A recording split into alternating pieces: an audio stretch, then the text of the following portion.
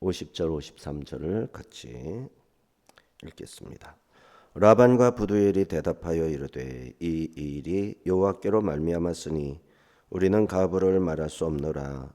리브가가 당신 앞에 있으니 데리고 가서 여호와의 명령대로 그를 당신의 주인의 아들의 아내가 되게 하라. 아브라함의 종이 그들의 말을 듣고 땅에 엎드려 여호와께 절하고 은금 패물과 의복을 꺼내어 리브가에게 주고 그의 오라버니와 어머니에게도 보물을 주니라. 라반과 부두엘이 아주 중요한 말을 하죠. 이 모든 일은 여호와께로 말미암음이라. 엘리에셀이 말하는 것을 듣고 하나님께서 역사하셨구나. 기도한 대로 응답하시고 리브가가 그대로 행했구나. 이제 깨닫게 된 거죠. 하나님이 말미암아서 하나님이 행하신 일이라면 하나님의 뜻을 순종하지 않을 수가 없지 않느냐 말한 것이죠. 자, 부두엘의 아들 라반과 부두엘이 리브가가 당신 앞에 있으니 데리고 가서 여호와의 명령대로 그를 당신의 주인의 아들의 아내가 되게 하라 말을 했고, 엘리에셀이 또 그 말을 듣고 땅에 엎드려서 하나님께 절하고 예배해요. 그러니까 기도 응답을 받으면 좋아서 막 춤을 추고 노래 부르고 이러기에 바쁜 사람이 있는데, 엘리에셀은 그 자리에서 무릎을 꿇고 하나님께 예배를 드린 거죠. 부두엘에게 고맙다고 인사도 할 법한데 그렇게 하지도 않고 하나님 앞에 감사기도를 드립니다. 엘리에셀이 가나안 땅에서부터 가져온 은금 패물 의복을 꺼내 리브가와 그 라반과 리브가의 어머니에게 나누어 주었습니다. 혼인 예물로 가져온 것을 다 건네준 거죠. 이렇게 해서 하나님의 인도하심을 인정한 사람들이 그 뜻에 순종함으로써 이제 혼사 여행은, 청혼을 위한 여행은 마무리가 되게 되는 거죠. 여기에서 여호와께로 말미암았으니 매 에흐와 야차, 매 에흐와 여호와로 말미암아, 여호와 이유가 원인이 매 에흐와 야차 이루어진 일이다. 여호와 하나님의 섭리로 되어진 하나님의 뜻이다. 인정한 표현이죠. 라반과 가족들에게도 여호와 하나님께 대한 신앙이 어느 정도 있다라는 것을 알 수 있죠. 그 이상인지는 확인할 수 없으나 믿음의 사람 아브라함이 와서 아브라함에게서 사람이 와서 기도하고 살아계신 하나님의 역사를 확인한 다음부터는 하나님을 잘 믿는 사람처럼 조심스럽게 행동을 하는 거죠.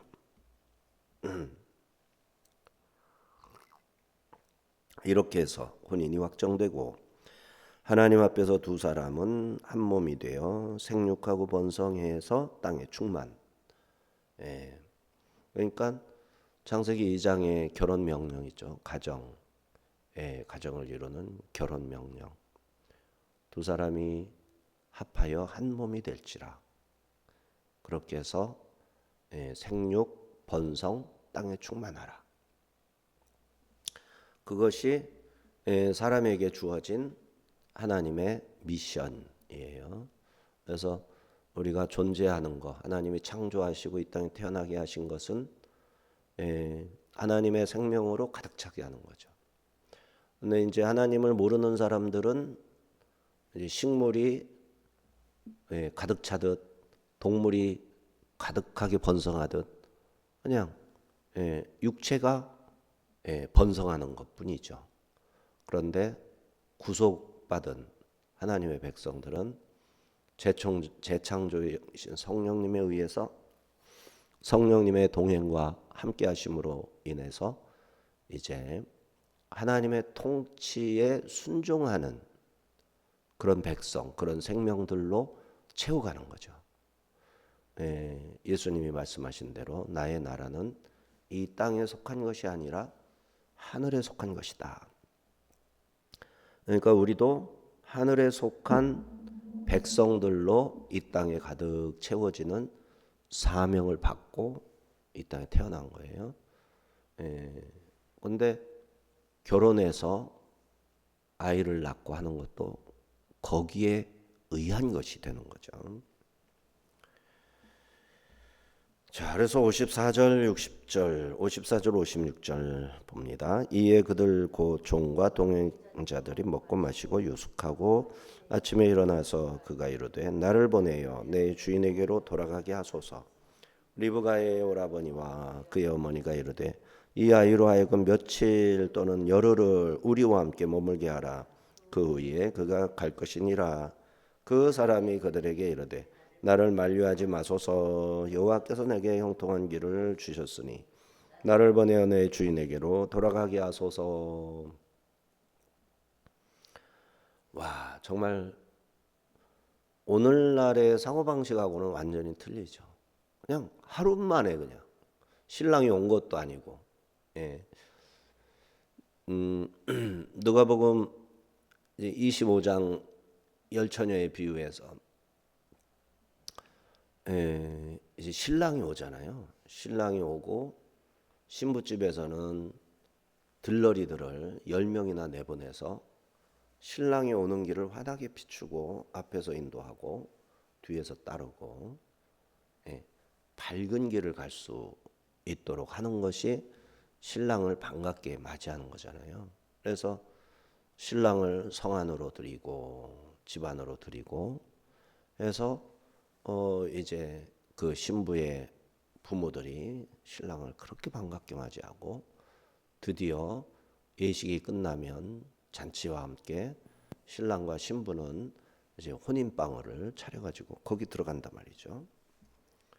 자, 이렇게 할 때 오랜 동안 서로 이제 결혼을 성사시키기 위한 과정이 있는 거죠. 오늘날에도 서로 상견례를 하고 뭐 약혼을 하고 그다음에 결혼식장 예약도 하고 모든 것을 준비해 가지고 결혼식 청첩장도 보내고 알린 다음에 결혼식 날짜가 되면 결혼하고 준비한 신혼집에 들어가고 그렇죠? 그렇게 살아가는 거죠. 그렇게 한 다음에 여행도 갔다 오고 신부집에 갔다가 신랑집에 갔다가 이렇게 한 다음에 자기들의 집으로 가는 거죠.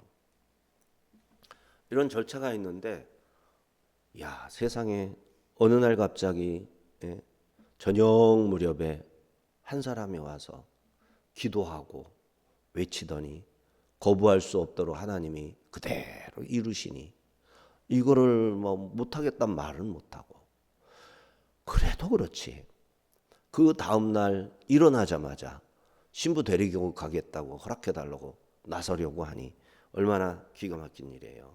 참 신부 어머니나 형제들이 얼마나 기가 막힙니까? 여지까지 십수년 혹은 20여 년을 이제 같이 살아온 딸을 얼마나 귀한 딸입니까? 그런데 어제 결혼 청혼장을 가지고 와가지고 이제 말하고서는 오늘 아침에 데려간다고 하니 기가 막힌 거죠. 자, 그래서 이 폐물도 다 받았고 할 거는 뭐 나름대로 다 한 거죠. 라반의 어머니가 이 아이로 하여금 며칠 또는 열흘을 우리와 함께 머물게 하라. 그 후에 가면 좋지 않느냐 만류한 거예요. 그런데 엘리에셀은 나를 만류하지 마소서. 여호와께서 내게 형통한 길을 주셨으니 나를 형통하게 보내서 내 주인에게 신부를 데려가서 이삭의 아내로 삼게 해달라고 강경하게 말을 한 거죠. 자, 이렇게 열흘을 더 머물도록 제안한 것은 하란에서 가나안으로 800km. 그러니까 400km가 천리잖아요. 근데 800km면 2천리라면 2천리. 그러면은 부산까지가 우리가 400km 직선거리로 갔다 오면 800km란 말이죠. 그러니까 두 번을 왕복하는 셈이죠. 부산을 갔다 오는 것의 두 배의 거리로 보내는 거는 정말 다시 만나지도 못할 최후의 어떤 이별이죠. 이런 느낌인데 그렇게 보내기가 너무 아쉬운 거죠. 시간도 필요하고 마지막 정도 나누고 하고 싶은 말도 있고. 근데 그동안 시집 보내기 위해서 차곡차곡 준비한 것도 없이 갑자기 데려가는데 에야 시집에 가면 우리나라 같으면은 가서 칠거지약이 뭔지 가르쳐주고 어떻게 음식은 할 것이고 어떻게 시부모는 섬길 것이고 시동생들은 어떻게 대할 것이고 이거를 다 가르쳐서 보내야 하는데 아무것도 없이 그냥 슥 데려간다니 기가 막힌 거죠. 하지만 열흘을 함께 한다라는 거는 이게 보통 일이 아닌 거죠. 낙타 10마리의 사료, 물, 그 다음에 사료라기보다도 이제 뭐 필요한 음식 같은 거, 그 다음에 이 11대명 되는 무장한 군인으로부터 해가지고 함께한 이 참 마부들, 이런 사람 수행원들이죠. 식사를 매일 제공하고 잠자리도 마련해 줘야 되고 그러려면은 고기도 대접해야 되고 떡도 구워야 되고 어마어마한 일이지만 다시 볼 수 없는 길로 딸을 보낸다는 사실이 너무너무 아쉬운 일이라서 그 비용이 뭐가 아깝느냐라는 거죠. 57절 60절입니다. 그들이 이르되 우리가 소녀를 불러 그에게 물으리라 하고 리브가를 불러 그에게 이르되 네가 이 사람과 함께 가려느냐? 그가 대답하되 가겠나이다. 그들이 그 누이 리브가와 그의 유모와 아브라함의 종과 그 동행자들을 보내며 우리 노예여 너는 천만이 내 어머니가 될지어다. 네 시로 그 원수의 성문을 얻게 할지어다. 정말 놀라운 장면이에요. 이제 뭐 완강하니까 그러면은 딸이 원하는 대로 하십시다 한 거예요. 그래서 이 엘리에셀도 그 정도까지는 양보할 뜻도 있었을 거예요. 그런데 리브가가 어쩝니까? 가겠나이다. 바로 가겠다는 거예요. 집이 너무 근데 이게 전에 보면은 시집을 빨리 가려고 하는 딸들이 없잖아 있긴 있어요. 집안이 아주 흉하고 뒤숭숭하고 너무너무 힘들면 혹시 시집 가면 좀 나아질까 싶어서 시집이라도 가게 해달라고 이러는 경우도 없잖아 있긴 있죠. 근데 리브가는 부모의 사랑을 독차지하다시피 너무너무 귀한 딸이란 말이에요. 오라버니들도 너무너무 리브가를 아껴주고 사랑하고 그러는데 바로 떠나겠다니 한편으로는 서운도 하겠죠. 자, 그러나 이 리브가는 아브라함이라는 존재를 기억하고 있고 다 구두로 들었지만 그리고 이 아브라함의 아들에게 시집을 간다는 게 이거는 내가 남자 하나를 만나서 새롭게 인생을 시작하는 것이다. 이 정도가 아니라 하나님이 부르신 부름에 내가 헌신하는 거죠. 그러니까 이게 결혼이라기보다는 천만인의 어미가 될지어다. 그러니까 선교사로 부름받는 거예요. 목회자로 부름받는 거랑 똑같은 거예요. 그러니까 아브라함이 말하자면 믿음의 조상이잖아요. 온 세상에 하나님을 증거하고 전파해야 된단 말이죠. 선교사죠. 목회자죠.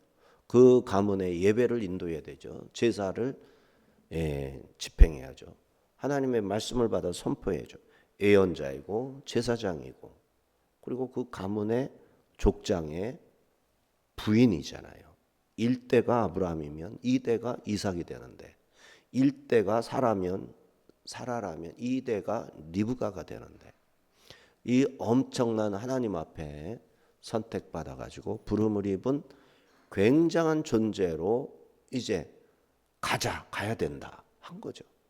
근데 이것을 그렇게 알아들은 거예요. 하나님의 부르심이라고. 그러니까 잘 먹고 잘 살고 뭐 호강하겠다 이래서 간다는 게 아니잖아요. 주님을 위해서 내 한 목숨 고스란히 바치겠다 이런 마음이잖아요.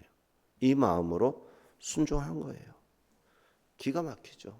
다른 사람은 정말 멋있는 신랑 만나서 사랑받으면서 이제까지 지긋지긋한 친정의 그 오라비들 심술보들 다 이제 끊어버리고 이제 소망을 가지고 새 인생을 출발하겠다고 그러고 가는 사람이 대부분인데 리브가는 그게 아니라 정반대.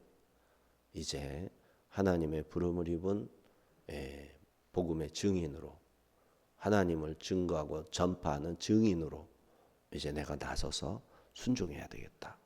그런데 이 일을 내가 하루 이틀 더 미루랴 하고 즉시로 가겠다고 하는 거죠. 정말 이 리브가는 보통 여자가 아닙니다. 리브가의 결단이 단호하고 위대했습니다. 주저없이 이렇게 발길이 떨어지지 않을 만한데 하나님의 말씀을 따르는 일이기에 주저하지 않았던 것이죠. 사라가 아브라함을 쫓아서 떠날 때처럼 그렇게 떠난 거예요. 사실 아브라함보다도 사라가 나중에 천사들이 명년 이맘때에 사라에게 아들이 있으리라 했을 때 사라가 웃었잖아요. 웃었어. 사라가 웃는 바람에 아들 이름이 이삭이 됐잖아요. 아들 이름이 이삭이라고 한 게 사라가 웃었기 때문에 그 아이의 이름을 이삭이라 하리라. 이렇게 됐었잖아요.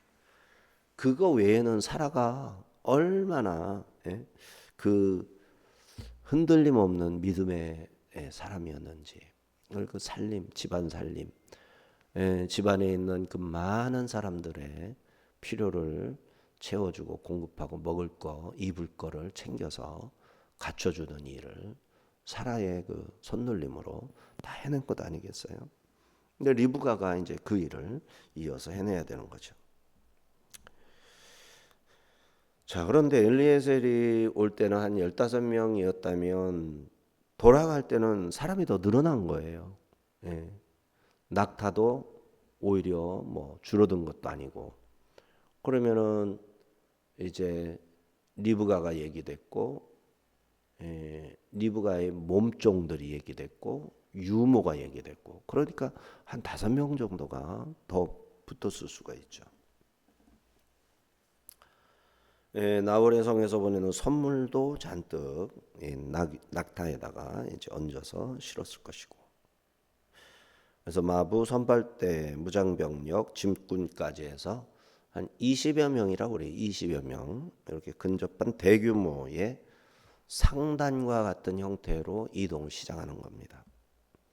그러니까 여기에 이제 위험이 여러 가지 도사리고 있는데 보물을 옮기는 사람이다. 강도들의 표적이죠. 그리고 길의 위험, 강물의 위험, 여러 가지 위험이 있을 거 아니에요. 심지어는 800km니까 하루에 8시간에서 10시간씩 한 달 이상 3, 40일을 하루에 3, 40km씩 걸어가야 하는 아주 목숨을 건 여정이었던 거죠.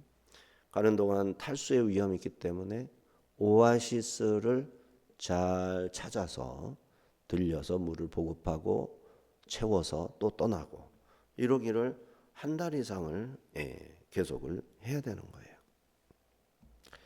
리브가는 이삭과 함께 언약 백성들을 세상에 가득 채우라 하나님의 부르심에 즉시로 순종했고 라반과 그녀의 어머니는 이제 아브라함이 12장 1, 2, 3절에 너는 본토 친척 아비집을 떠나 내가 지시할 땅으로 가라.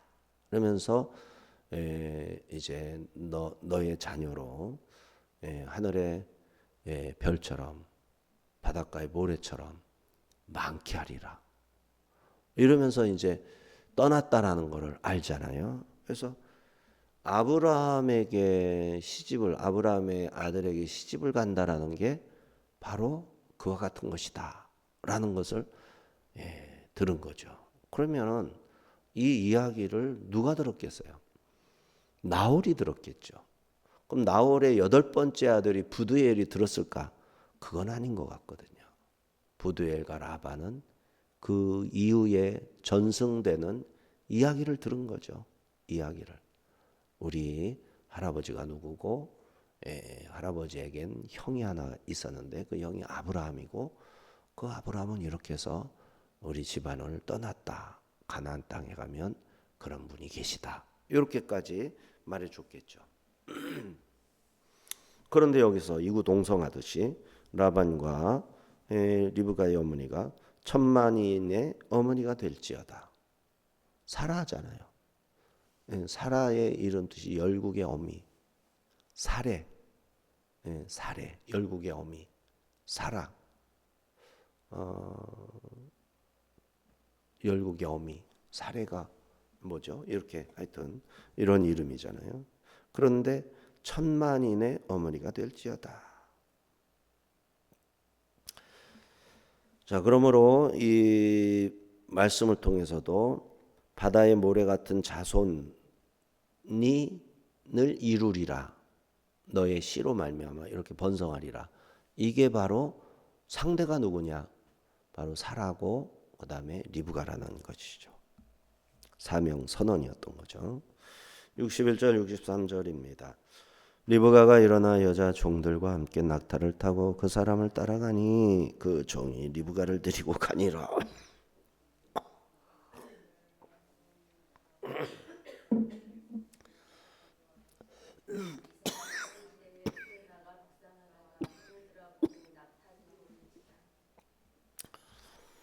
자, 주저없이 순종해서 출발을 합니다. 한 달이 넘는 여행을 말없이 감당했고 네게부 젖병 부엘라에로이 인근에 있는 들판에서 묵상하는 이삭을 만나게 된 거죠. 묵상했다, 기도했다 이렇게 번역하기도 합니다. 그러니까 이삭은 기도하는 사람인 거예요. 조용한 사람, 기도하는 사람, 묵상 기도하는 사람, 쭝얼거리는 사람. 그런데 들에서 그렇게 했단 말이죠. 언제 오나 마중 나갔던 것 같기도 하고요. 그런데 이 당시 이제 아브라함에게는 목자들이 많이 있었잖아요. 아브라함의 목자와 롯의 목자가 싸울 정도로 목자들이 많이 있고, 목자들이 많이 있다는 건 양들이 어마어마하게 많다라는 거죠. 몇백 마리, 몇천 마리 이렇게 양들이 있는 거죠. 그래서 목자들을 보내가지고 이쪽으로 보내고 저쪽으로 보내고 해서 양을 치다가 또 거기에 초목을 다 뜯어 먹으면 또 딴 지역으로 이렇게 이런 식으로 이제 늘 연락하는 사람이 있어서 왕래하면서 물은 없는지 위험하진 않은지 이런 거 챙기고 이게 이제 아브라함의 집안 일인 거죠. 그런데 이제 이삭에게 36절에 보면 우리 주인께서 이삭에게 아들에게 자기의 소유를 다 주었나이다. 이렇게 36절에 말하거든요.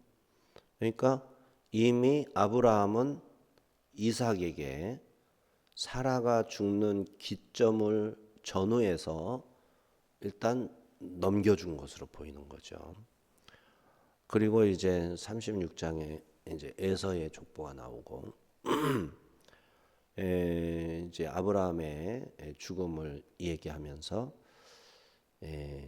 후처를 얘기하거든요. 그두라. 이스마엘에게는 열두 방백이 생기고 그 다음에 그드라의 자녀들에게 이제 미디안 같은 자녀들이 있었고 근데 이들의 손자까지 거론을 하거든요. 아브라함이 죽을 때. 그러면은 아브라함이 사라가 죽은 다음에 137세에서 175세까지 47, 57, 67, 77에서 40년에서 2년을 빼야죠. 38년. 사라가 죽은 다음에 38년을 더 살았단 말이에요. 그러면 사라가 죽은 다음에 손자까지 보려면 그러면 한 3, 40년 걸리잖아요. 그래서 아브라함이 후처를 얻은 게 언제쯤일까? 그래서 이제 좋게 호의적으로 보면은 사라가 죽고 나서 얼마 후에 아브라함이 후처 구드라를 얻어가지고 그드라를 통해서 자녀를 낳았다 이렇게 보기 쉽잖아요. 근데 그게 만만하지 않은 거예요. 137세의 노인이 장가를 들어서 아이를 낳는다. 이게 이제 뭐 성경에 고대 조상 믿음의 조상들 없을 수는 그럴 수도 있는 거죠. 하지만 개연성 있게 생각을 하면 이삭을 낳은 후에 얼마 안 있다가 이제 아마도 젊을 때 그드라를 후처로 두지 않았을까 이렇게 학자들이 보기도 합니다. 그렇게 했을 경우에는 이제 자녀들이 상당히 많이 아라비아 쪽으로 많이 번성해서 자리를 차지하고 그들을 신앙적으로 돌보기 위해서 엘리에셀을 보내놓고 엘리에셀을 이제 이삭에게 아내를 드리기 위해서 보내놓고 재산을 나눠 가지고 이삭에게 줄 거는 이삭에게 주고 그드라의 후손에게 줄 거는 그드라의 후손에게 주고 그렇게 하지 않았을까? 이렇게 이제 보는 게 사실은 앞뒤를 보면 뭐 가능성이 있는 얘기예요. 안 그러면 더 어려워지니까요. 성경을 이해하기가. 하여튼 그런 상황입니다. 자, 그런데 이제 그 이삭은 아버지로부터 독립을 해서 브엘라헤로이는 하갈하고 이스마엘이 쫓겨나가지고 울었던 장소잖아요. 그런데 그쪽이 광야지만 잡초가 있듯이 중간중간 듬성듬성 에셀나무하고 풀들이 이렇게 있는 거예요. 그러다가 겨울에 우기철에 비가 쫙 오면 거기에 이제 잔풀이 쫙 몇 달 동안 풀이 마르기까지 몇 달 동안 거기에 양들이 가서 먹을 풀을 뜯을 수 있는 상황인 거예요. 그런 상황인 거죠. 계절적으로. 계절적으로 그렇게 하니까 이삭은 브엘라엘로이에서 이제 양을 치면서 들판에서 있었을 것으로 보이는 거죠. 그래서 거기 온 거예요. 그러면은 아브라함은 어디 있었겠느냐? 가장 유력한 거는 헤브론에 있었을 가능성이 있죠. 헤브론에 사라를 장례 치르고 거기에 있었던 거죠. 또 다른 경우는 그두라를 미리 얻었다면 그두라한테 갔을 수도 있죠. 그런 상황이고 이삭은 이제 아버지로부터 독립돼서 양을 치기 위해서 한 거고 이 엘리에셀이 말할 때 내 주인께서 소유를 아들에게 주었나이다 하면 엘리에셀도 소유란 말이죠. 그러니까 사실은 이삭의 소유로 이렇게 이삭이 엘리에셀의 주인이라고 말할 수도 있는 거죠. 종이니까. 그럴 경우에는 엘리에셀이 리브가를 데리고 아브라함에게 데리고 가는 게 아니라 이삭에게 데리고 갈 필요가 있는 거죠. 그리고 신부에게 신랑 먼저 보이는 것도 맞는 것 같고 이런저런 이유가 되는 겁니다. 근데 헤브론에서 한 100km 정도는 내려가야 부엘라헤로이란 말이에요. 그러면 저 위에서부터 내려와 가지고 헤브론을 안 들려서 왔겠느냐? 이것도 참 의문인 거예요. 근데 이렇게 내려오다가 헤브론을 들려서 아브라함을 만나고 아브라함과 함께 이삭이 있으면 거기에서 이삭에게 인사를 시켜야 되는데 거기에서 들리지도 않았고 거기에 이삭도 없고 계속 100km를 더 내려갔단 말이에요. 그러면 이틀길, 3일길, 3일길은 됐단 말이에요. 3일길을 더 내려가서 거기에서 이삭을 만난 것으로 지금 여기 기록이 된 거거든요.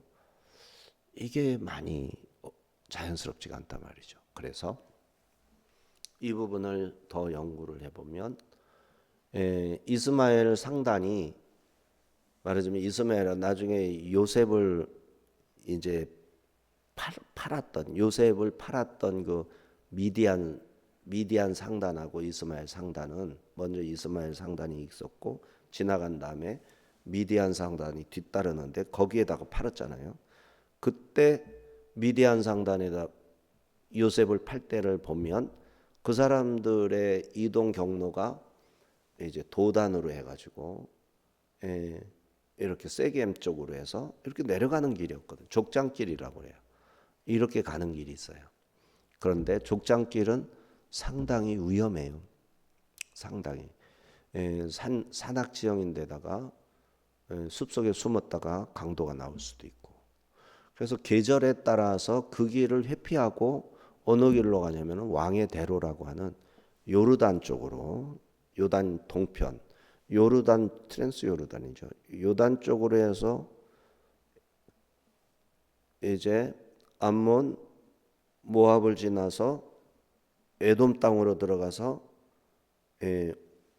밑에 사해바다를 두고 쭉 내려가서 세일산 있는 데서 오른쪽으로 틀어가지고 말하자면 오른쪽으로 틀어서 이렇게 가게 되면 그게 이제 출애굽할 때 이제 그 거꾸로 가는 길이잖아요. 출애굽 진입한 그렇게 해서 가나안 땅으로 들어가면 밑으로 쭉 내려가서 이렇게 돌아 가는 거란 말이죠.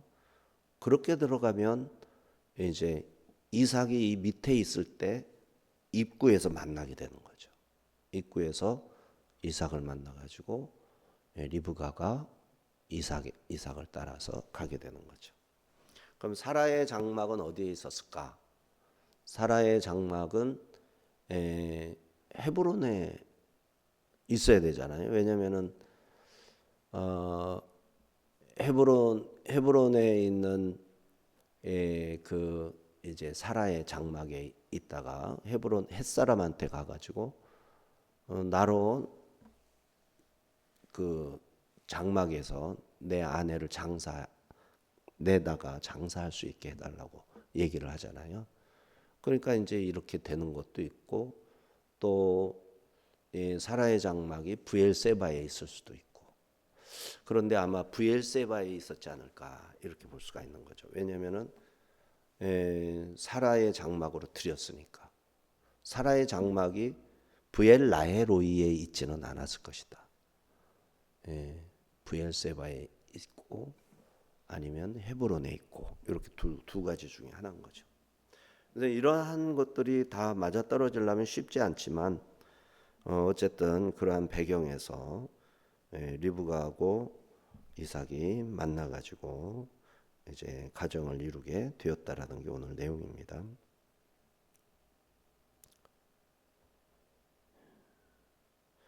64절 67절 리브가가 눈을 들어 이삭을 바라보고 낙타에서 내려 종에게 말하되 들에서 배회하다가 우리에게로 마주오는 자가 누구냐 종이 이르되 이는 내 주인이니이다. 리브가가 너울을 가지고 자기 얼굴을 가리더라.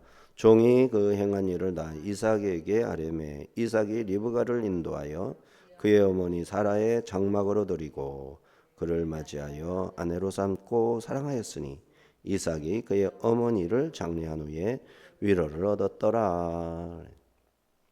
24장에서 처음에는 엘리에셀의 이야기로 시작을 하죠. 그러나 후반부에 이제 67절에서 마칠 즈음에는 리브가의 이야기가 되잖아요. 두 사람의 공통점은 뭐죠? 엘리에셀은 하나님이 맡기신 직무, 임무를 받아가지고 성실하게 감당하는데, 순종적으로 성실하게 감당하는데 항상 기도하고, 그리고 이제 그 기도에 대한 응답을 이렇게 기도한 것과 현실을 계속해서 교차시키면서 이제 점검을 하고, 그렇게 해서 아주 성공적으로 사명을 완수하는 거죠. 너무너무 잘하는 거죠. 그 다음에 이제 리브가의 이야기에서도 공통적인 건 뭐죠? 하나님이 사명을 주시려고 불렀을 때 아주 젊고 어린 이 리브가가 그것을 자원하는 마음으로 놀라운 순종의 모습을 보였다라는 거죠. 그렇게 해서 리브가가 이제 이삭과 만나서 결혼을 하고, 마지막으로 이삭은 어머니를 잃고 상심했을 때 리브가를 만남으로 말미암아 이제 위로를 얻게 되었다. 이렇게 정리를 하는 거죠.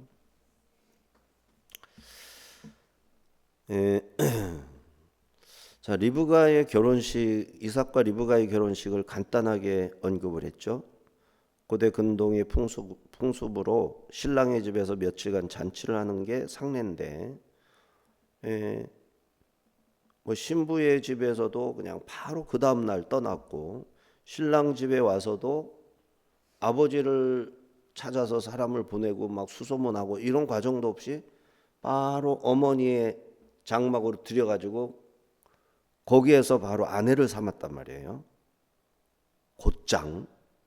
그러니까 혼인식도 없는 거죠. 혼인식이 따로 있었겠죠. 없지는 않았겠죠. 그러나 혼인식을 중심으로 한 결혼이 아니라, 그러니까 사라의 장막으로 들어갔다. 이 아브라함의 가문이 이제 이삭에게 그 소유가 넘어갔고, 이삭의 가문에 말하자면 살림의 가장 큰 기여 결정을 하는 리브가, 사라의 그 뒤를 잇는 리브가가 되므로 법적으로 새로운 여주인으로 공식적으로 인정이 되는 그러한 것으로 마무리가 되는 것으로 볼 수 있어요. 이렇게 해서 사라가 누렸던 모든 권위, 영적 지위가 리브가에게 승계되었습니다. 이삭은 리브가를 통해 어머니의 빈자리를 체험받았고 안정감을 얻게 됩니다.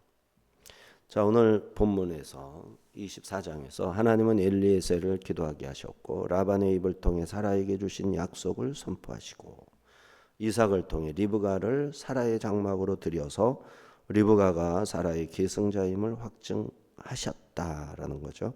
아브라함에게 주신 약속과 복이 이삭에게 흘러가게 하시고, 사라에게 맡기신 약속을 리브가가 이어서 맡아서 이어가게 하신 것이죠. 리브가는 가겠나이다라는 결단으로 결국 네게브 들판에서 기도하던 이삭과 만남을 가질 수가 있었어요.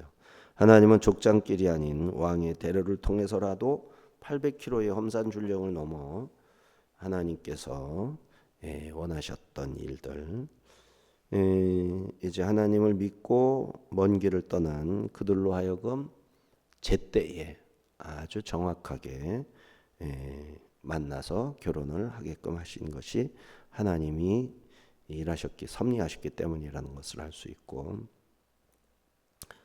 또 사라의 장막이라는 것은 단순히 죽은 시어머니의 방이 아니라 하나님의 언약이 머무는, 말하자면 지성소와도 같은 곳이고, 리브가의 순종이 사라의 사명을 계승하는 것이고, 이삭의 기도가 어머니를 잃은 슬픔을 위로받는 은혜로 이제 승화가 되었음을 오늘 본문에서 알 수 있습니다. 우리의 삶도 마찬가지입니다. 때로 하나님의 인도는 우리가 이해하기 힘든 먼 길로 돌아가는 것 같고 정든 것을 당장에 다 버려두고 떠나야 하는 아픔이기도 합니다. 그러나 하나님은 엘리에셀을 기도하게 하시고 리브가는 결단하게 하시고 이삭은 기다리게 하시고 이렇게 기도, 결단, 기다림이 결국은 만남으로써 하나님의 계획이 온전히 성취되는 것을 볼 수가 있습니다. 오늘 하루 우리의 삶에서도 하나님께서 보내시는 곳에 가겠나이다 하고 순종하고 또 예비하신 장막에 들어감으로 위로의 사명도 감당하는 축복된 삶을 사시는 우리 모두가 되어야겠습니다. 기도합니다.